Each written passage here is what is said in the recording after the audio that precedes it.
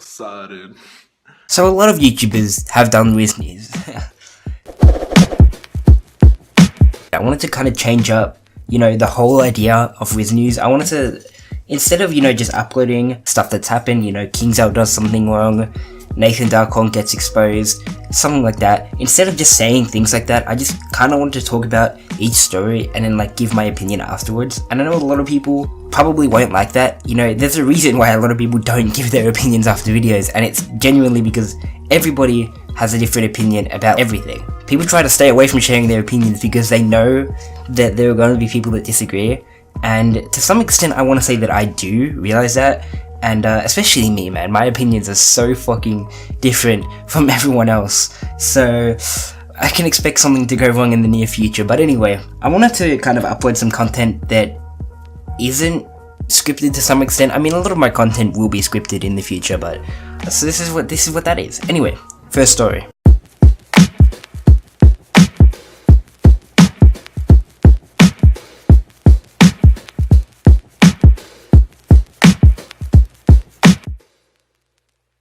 Okay, so this is what sparked my interest in making this video to an extent, to be completely honest. And essentially what happened was, double gardening was gone for 6 months. KingsOwl, I don't know why, but they decided to kind of remove double gardening, and it was gone for 6 months. It's insane. 6 months of, people renewing their membership. Some people would renew membership and only use their membership for double gardening. I remember there was one point where I didn't play for an entire month, but I still bought membership for that month because I was just yeah, if there's double gardening, I'm screwed, I really need to get another harvest in because I need mega snacks.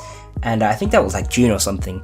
But essentially what happened was, Falmea comes out of nowhere and makes a post and publicly says, and I quote, "We've been taking a look at our old content and systems as they interact with our plans for the future.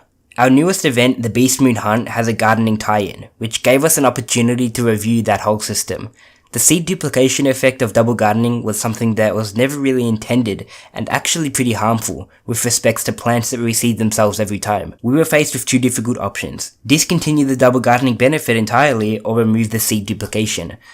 Let me just stop you right there, Falmea. I do not believe that for a second. KingsOwl is a company I feel has proven multiple times as a company that they really only care about, the financial side of business, And obviously this is my opinion, but you could literally sum this up by saying, we really just were losing out on a lot of money from people who wanted to buy more seeds but could just get it from double gardening. So it sucks for newer players. I mean, personally, I've got a bank filled with 23 pages of Evil Magma PCs, and for me, this is a good thing because, I'm not gonna get a bank with 50 pages or something. It's insane.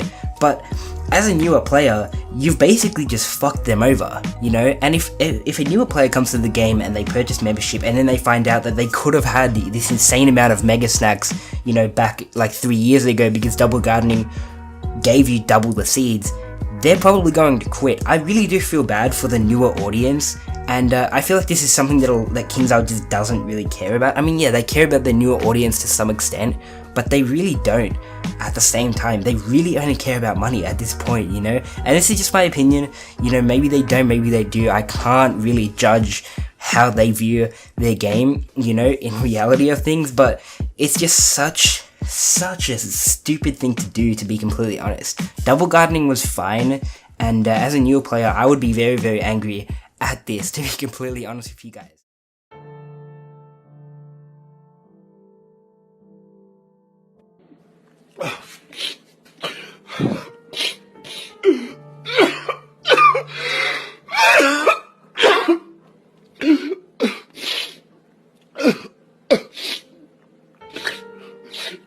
So as you all know, the Scroll of Fortune has been in the game for well over a month now. I really never got to touch on it. I didn't really know what it was because at the time I was sort of taking a break from Wizard101.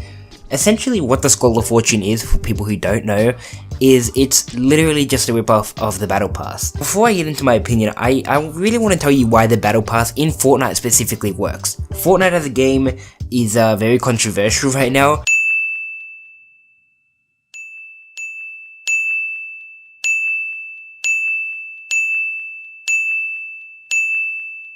but I think that we can all agree that the Battle Pass works because the game is free. As a player, it's like you see the Battle Pass, you know, you're playing the game, you have your free skin, whatever it is, right? You see the Battle Pass there, and it's like, you know, I want to have some form of cosmetic, you know, you don't have to buy it, that's a thing, right?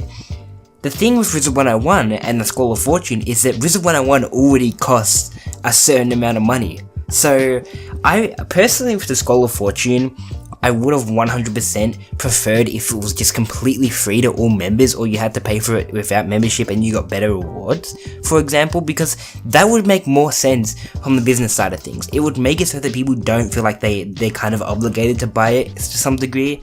And yes, you know, it is really terrible reward. So, I mean, saying that you don't have to buy it is an understatement. You really don't have to buy it. In fact, you literally should not buy it. It is the worst thing I've ever seen in any game in my entire life. Like, this thing cost 15,000 crowns, and the best thing you get is a Flying Dutchman mount for 14 days. Like, if they gave you that permanently, maybe, even then, dude, it's still just a complete waste of money. I've seen a lot of people saying, oh, but it's optional, just, you don't even have to complain because they just introduced it, you don't have to buy it, and it's like, no, because at the end of the day, someone who cares about the game, someone who cares about the company behind them, firstly, it's really good to give criticism to some degree.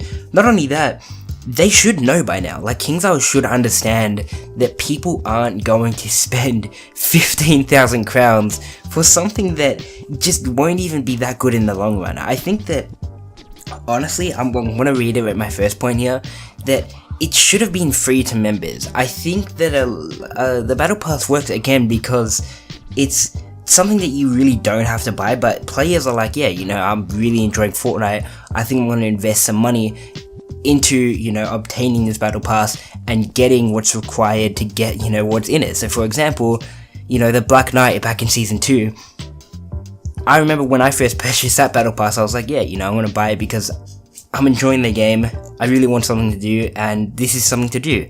At this point, this Scroll of Fortune, whatever it is, dude, the rewards are terrible, it costs way too much, and on top of that, it's controversial right now, you know?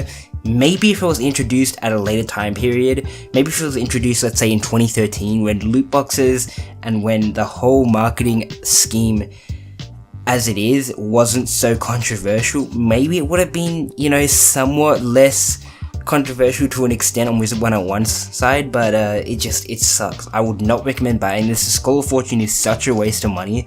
It's unbelievable how KingsIsle thinks they can just introduce whatever the hell they want and people are gonna appreciate them for this.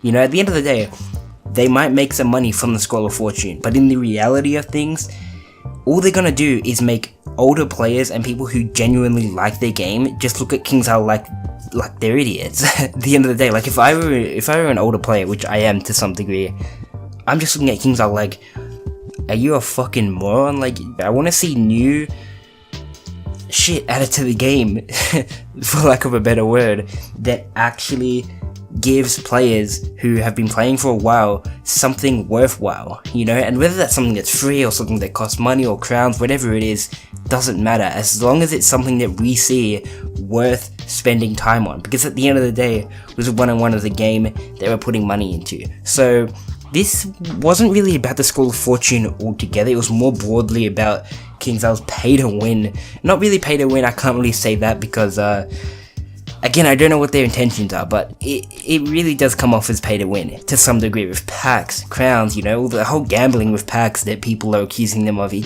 seems really scandalous to some degree. I mean, obviously, it's just an opinion.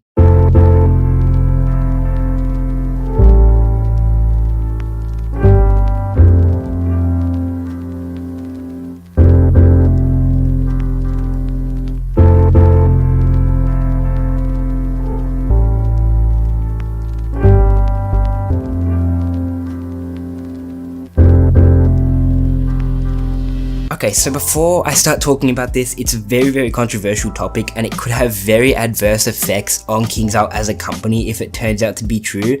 I don't believe, and this is to my best knowledge, I don't believe at all that KingsIsle had ill intent in mind when it comes to this, at all. at the end of the day, you have to realize that KingsIsle is a business. KingsIsle is a company, and they're going to have the financial side of things at the top of their mind, right? Essentially, what people are complaining about, there was a new pack introduced to the game called the Grizzleheim Lore Pack, and the reason why I'm mentioning this is because people are saying that the pack overall was manipulated to have less drop rates. And don't get me wrong, this is not something that individual creators are sharing, it's more so a community. A lot of different people are sharing these allegations. A lot of people are coming up with these allegations. It's not just any individual creator, and I'm definitely not a part of that list. I haven't opened any packs whatsoever, so I can't really say whether I agree or not. We have seen this in the past. I want to say there was a pack a while ago, the Pandemonium Horde pack, about 2 months ago. At this point, I felt like the Panda amount overall was dropped less than some other packs, and I feel like that was just something that I noticed personally. I really thought that for some reason I never got the Panda amount, you know? And it would make sense if the odds were disclosed to us, and you know, maybe or if KingsIsle just came out and said, yeah, you know, we have been giving you guys less drop chance of some of these spells. It just seems really weird, because the natural assumption of this pack is to go, oh, they have to have the same drop rate as other packs, right? Because otherwise they would be disclosed to us that, yeah, they're gonna be a little bit more rare. But instead they're giving us a symbol: ultra rare, rare, common. And so your natural kind of instinct is to go, oh yeah, these are obviously gonna be just as common as any other spells. It's clearly not the case. And packs are just a waste of money. End of story. Packs are definitely 100% pay to win, especially some of the pieces of gear, right? Robes and hats in general at any given level are probably going to be more accessible and more useful from bosses. However, when it comes to boots and bronze, and I'm talking really broadly here, over every single level, over every single school, generally I find out that packs like bronze and boots are more useful from packs, and it's really weird. So for example, I remember when they first did this, they introduced Darkmoor at level 100, and they introduced a new pack, and it was called the Terrorist Horde pack. I believe it's still in the game. In that pack, you could get a run that would give you 10 damage, 100 critical, and like 6 PS, right? And then the Malistaire one comes, and it's like, it doesn't give you any damage, it just gives you critical, and you know, maybe a little bit more PS. And I'm talking really broadly here again, but to some extent, it's just like, why would you trade literally 10 damage? Like this, especially as a storm, right? Especially as a storm or a fire, you're always gonna want to prefer that extra damage, and you can't get a run that gives you that damage and the critical and the PS at the same time other than just that pack. As a competitive Wizard101 player, and that is really sickening to say, competitive Wizard101 player, Jesus fuck, I think that it is very pay to win. Keep in mind, Wizard101 naturally is not a competitive game, so pay to win doesn't really exist to an extent. In terms of PvP, I would say yes, because if someone has, you know, 10 more damage, it can make all the difference. To some extent though, it doesn't really matter, because there really isn't any competition to Wizard101. If you genuinely take PvP seriously to the point where you're calling yourself a competitive Wizard101 player, there's probably something wrong. And I know that, yeah, it is competitive and whatnot. I mean, I'm sure there are ones that drop from bosses that are better than some of the rest. It's just from what I've seen, it is pay to win, but it isn't at the same time. It's definitely pay to win as a PvP player, but if you're just PvE, it doesn't really matter if you get packs or if you get boss gear dropped, right?